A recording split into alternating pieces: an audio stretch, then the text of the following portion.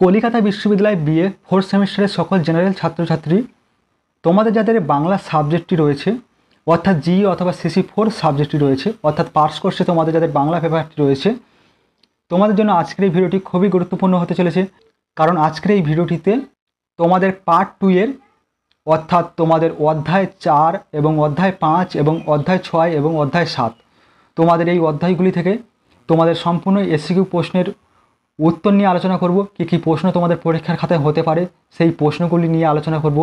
পূর্বে আমি তোমাদের পার্ট 1 এর ভিডিও আলোচনা করেছি, সেখানে তোমাদের পল্লী সমাজ উপন্যাস এবং পুঁইমাছা গল্প এবং না গল্প থেকে তোমাদের বেশ কিছু এসসিকিউ প্রশ্নের উত্তর নিয়ে আলোচনা করেছি।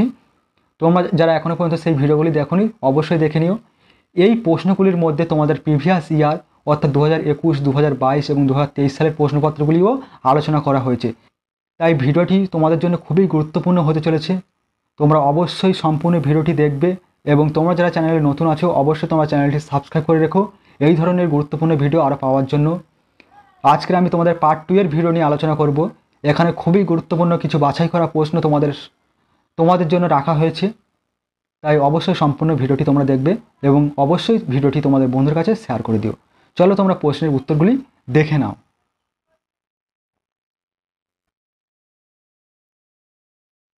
দেখো তোমরা প্রশ্নের উত্তরগুলি দেখে নাও। দেখো তোমাদের অধ্যায় 4 তোমাদের হারানের নাচ জমায় মানিক বন্দ্যোপাধ্যায়ের যে ছোট গল্পটি রয়েছে সেই ছোট গল্প থেকে কী তোমাদের সংক্ষিপ্ত প্রশ্নপত্র পরীক্ষা আসতে পারে তার উত্তরগুলি দেখে নাও। দেখো প্রথম রয়েছে তোমাদের হারানের নাচ জামাই গল্পটির প্রকাশকাল কত।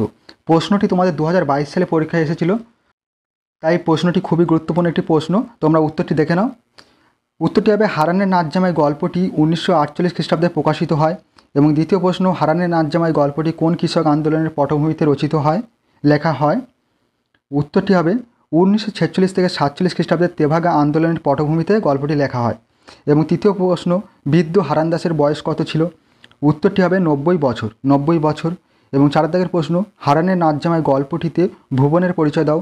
উত্তরটি হবে ভুবন ছিল তেভাগা আন্দোলনের নায়ক, স্থানীয় জনপ্রিয় কৃষক নেতা শালিগঞ্জ গ্রামের। পরবর্তী প্রশ্ন দেখো 5 দাগে রয়েছে, পুলিশ কাকে ধরার জন্য শালিগঞ্জ গ্রামে গিয়েছিল। উত্তরটি হবে ভুবনকে। এবং 6 দাগের প্রশ্ন, ময়নার মা তার মেয়ের সাথে কাকে শোয়ার জন্য পাঠিয়ে দেয়। উত্তরটি হবে গ্রামের সকলের সর্দার মানুষ ভুবনকে পুলিশের হাত থেকে বাঁচাবার জন্য ময়নার মা একই ঘরে মেয়ে ময়নার সাথে শোবার জন্য পাঠিয়ে দেয়। 7 দাগের প্রশ্ন, ময়নার প্রকৃত স্বামীর নাম কী ছিল। খুবই গুরুত্বপূর্ণ একটি প্রশ্ন। উত্তরটি হবে ময়নার স্বামীর নাম ছিল যোগমোহন। এবং 8 দাগের প্রশ্ন, বেহুলা সতী কে কার প্রতি এই ব্যঙ্গোক্তি করেছে। উত্তরটি হবে যোগমোহন তার স্ত্রী ময়নার প্রতি এই ব্যঙ্গোক্তি করেছে। 9 দাগের প্রশ্ন, খোঁচা খোঁচা গোপ, দাড়ি ভরা মুখ, রক্ষ এলোমেলো, এক মাথা চুল এখানে কাকে বোঝানো হয়েছে। উত্তরটি হবে ভুবন মণ্ডলকে। পরবর্তী প্রশ্ন 10 দাগে, হারানের নকল এবং আসল নাচ জামাইয়ের নাম দুটি লেখো। প্রশ্নটি তোমাদের 2021 সালে এসেছিল, খুবই গুরুত্বপূর্ণ একটি প্রশ্ন। উত্তরটি হবে নকল নাচ জামাই হলো ভুবন মণ্ডল এবং আসল নাচ জামাই হলো যোগমোহন। 11 দাগের প্রশ্ন, খালি জন্ম দিলেই বাপ হয় না, অন্ন দিলেও হয়, বক্তা কে কার সম্পর্কে বলা হয়েছে। উত্তরটি হবে বক্তা হলেন ময়নার মা তাদের প্রিয় নেতা ভুবন মণ্ডল সম্পর্কে কথাটি বলেছে। এই ছিল তোমাদের অধ্যায় 4 হারানের নাচ জামাই থেকে মাত্র 11টি প্রশ্ন। তোমরা অবশ্যই প্রশ্নগুলি খাতায় নোট ডাউন করে নিও এবং ভালোভাবে প্র্যাকটিস করো। এবং তোমাদেরকে বলবো তোমরা অবশ্যই তোমাদের যে টেক্সট বুকটি আছে সেই টেক্সট বুকটি ভালোভাবে খুঁটিয়ে পড়ো। কারণ তোমাদের ছোট প্রশ্নের সংক্ষিপ্ত প্রশ্নের কমন দেওয়া যায় না, সাজেশান হয় না, কারণ তোমাদের বইয়ের বিভিন্ন লাইন তুলে প্রশ্নপত্র হয়ে থাকে। তাই অবশ্যই তোমরা চেষ্টা করবে তোমাদের টেক্সট বুকটি ভালোভাবে খুঁটিয়ে পড়ার জন্য। এবং এখানে যে প্রশ্নপত্রগুলি আলোচনা করা হচ্ছে এই প্রশ্নপত্রগুলি অবশ্যই তোমরা যত্ন সহকারে ভালোভাবে প্র্যাকটিস করো। অবশ্যই তোমরা উপকৃত হবে। আশা করছি তোমাদের পরীক্ষার খাতায় যে সমস্ত প্রশ্নপত্র হয়ে থাকে তোমরা এখান থেকে বহু প্রশ্নই তোমরা কমন পেয়ে যাবে। পরবর্তী দেখো তোমাদের অধ্যায় 5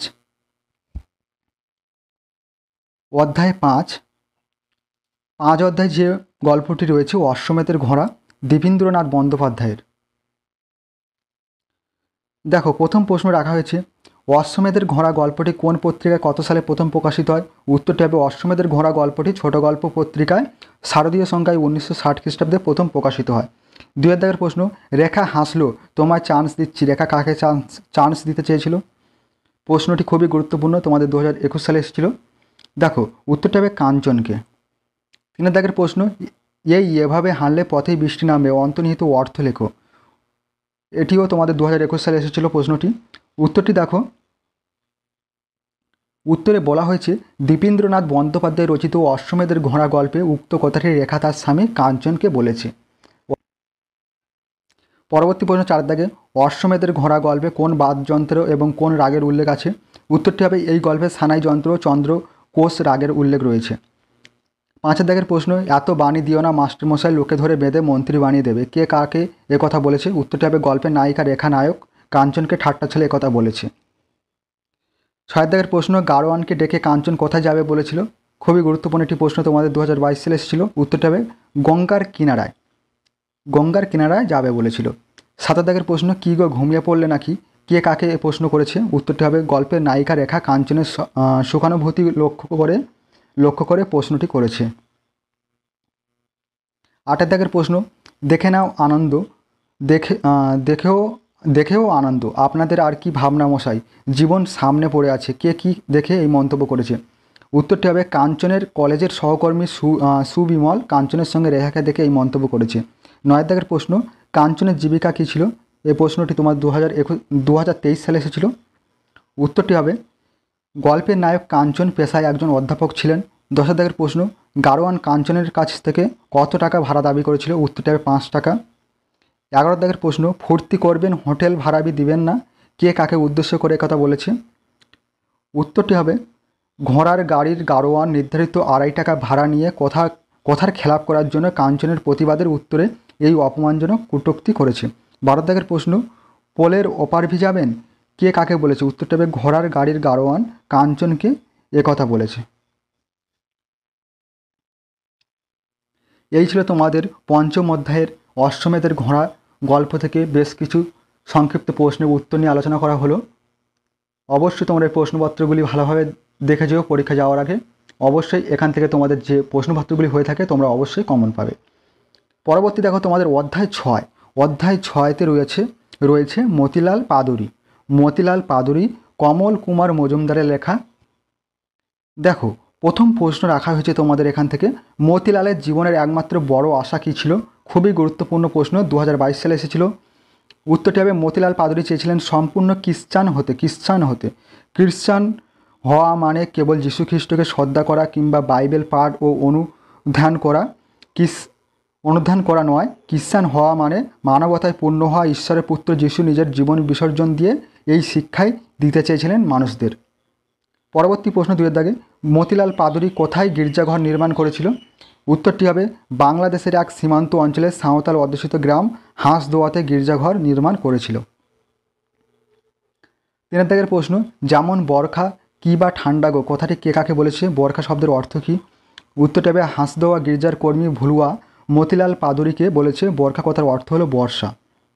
4 দাগের প্রশ্ন, আজ এক সোনার মানুষ জন্মায় ছেড়ে, বক্তাকে সোনার মানুষকে উত্তরটি হবে বক্তা মতিলাল পাদুরী। সোনার মানুষ হলো গির্জাঘরে জন্মানো সদ্যজাত শিশু, যাকে কল্পনায় সোনার বরণ দেবশিশু যিশু ভাবা হচ্ছে। পরবর্তী প্রশ্ন 5 দাগে, কে জন্মালো তা জানিস না হে, বক্তাকে কার সম্পর্কে কথা বলা হয়েছে? উত্তরটি হবে বক্তা হলেন মতিলাল পাদুরী।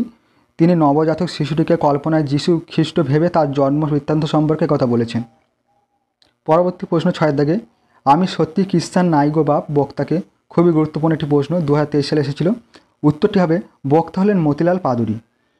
7 দাগের প্রশ্ন, লাউ গো পাদুরী ঘরকে দেবতা আনলাম, কে কাকে কী উপলক্ষে বলেছে? উত্তরটি হবে ধাই বিনা হাড়ি মতিলাল পাদুরীকে গির্জায় সদ্যজাত সুন্দর এক শিশু দেবতার জন্ম উপলক্ষে এই কথাটি বলেছে। পরবর্তী প্রশ্ন 8 দাগে, পাঁক না হলে তুলবে কোত্থেকে গো, বক্তাকে কাকে বলেছে? পাঁকের অর্থ কী? উত্তর হবে যদু মতিলাল পাদুরী একথা বলেছেন। এখানে পাক শব্দের অর্থ হচ্ছে পাপ বা জীবনের গ্লানি। 9 দাগের প্রশ্ন, দূর গাঁয়ের লোক আসছে রাজাকে দেখতে গো, বক্তাকে রাজাকে? উত্তরের বক্তা হলেন ফুল্ল। রাজার অর্থ হচ্ছে নবজাতক শিশুটিকে, যাকে কল্পনায় শিশু বলে ভাবা হয়েছে। এই ছিল তোমাদের ষষ্ঠ অধ্যায়ে তোমাদের মতিলাল পাদুরি গল্প থেকে সম্পূর্ণ এসিকিউ প্রশ্ন নিয়ে আলোচনা করা হলো।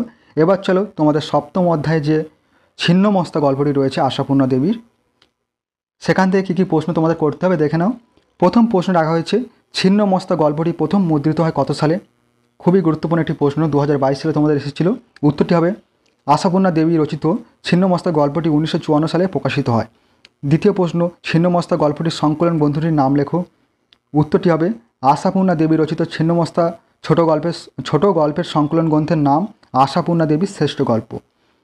3 দাগের প্রশ্ন, তবে না বৌচ্ছতরের বাহার। বৌচ্ছতর কি?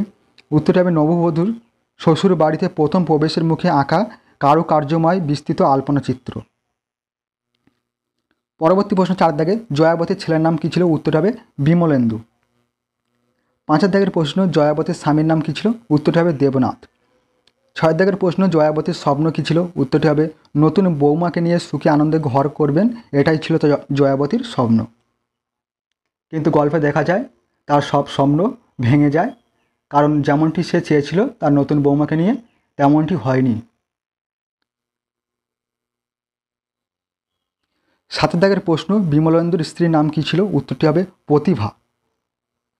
8 দাগের প্রশ্ন, বিমলেন্দুর মৃত্যু কীভাবে ঘটে? উত্তরটি হবে বিমলেন্দু ট্রামের ফুটবোট থেকে লাফিয়ে নামতে গিয়ে চলন্ত বাঁশের তলায় পড়ে তার মৃত্যু ঘটে। 9 দাগের প্রশ্ন, ছিন্নমস্তা গল্পের প্রধান 2 চরিত্রের নাম লেখো। খুবই গুরুত্বপূর্ণ একটি প্রশ্ন। উত্তরটি দেখো, জয়াবতী এবং তার পুত্র বিমলেন্দু। প্রধান 2 চরিত্র ছিল জয়াবতী এবং তার পুত্র বিমলেন্দু।